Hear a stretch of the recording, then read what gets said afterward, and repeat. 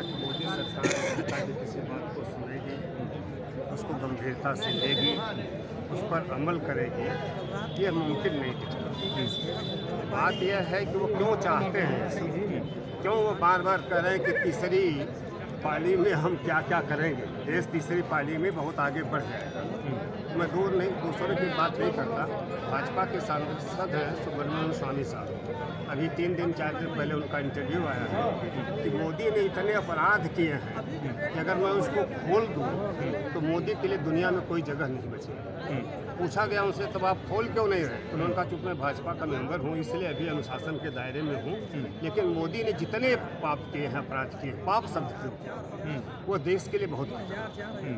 इसमें आप जानते हैं उन्होंने ऐसे ऐसे अपराध किए हैं, ऐसे ऐसे इकोनॉमिक फ्रॉड किया है, आर्थिक अपराध किया है, घोटाला किया है, लोगों की हत्या से लेकर के अपराध की इतनी घटनाएं इनके खाते में दर्ज हैं गुजरात से लेकर दिल्ली तक, कि भारत के इतिहास में अगर कभी निष्पक्ष कोई जांच एजेंसी काम करेगी तो शायद भाजपा के लोग भारत में यह कहने में शर्माएंगे कि मेरे घर के लोग भाजपा के हुआ करते थे। सर, अगर इतनी बुराइयां हैं तो देश के लोग तमाम राज्यों में बीजेपी को जिता रहे हैं, हाँ। मोदी की गारंटी पे जिता रहे हैं, इस पर आपका क्या कहना है? इस सामने देखिए, फांसीवाद के 2 आधार होते हैं, पिछड़ा समाज और केंद्रित पूंजी,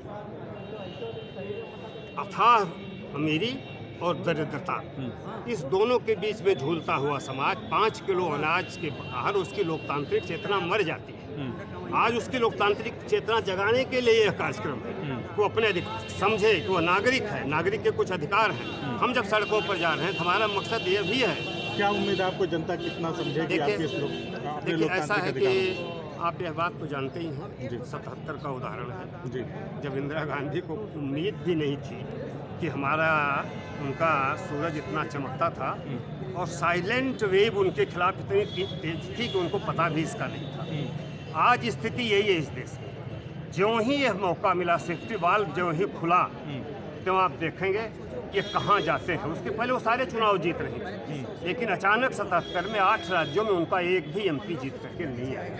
तो लोकतंत्र पर यकीन रखने वाले हम लोग ये मान के चलते हैं कि इनके क्राइम, इनके करप्शन, इनके कम्युनल एटीट्यूड, इनके क्या नाम है कैपिटल, इन सब चीज़ों के बावजूद, पैसा, पूंजी, अपराध, भ्रष्टाचार, सांप्रदायिक उन्माद, सबके बावजूद भी ये जनता यह बात अब समझने लगी है, वो उसके अंदर बदलाव आया है, इसलिए अभी नए नए ख्वाब दिखाने में लगे। हम अभी न्यूनतम एक मांग कर रहे हैं, इस देश में लोकतंत्र संविधान बचाए।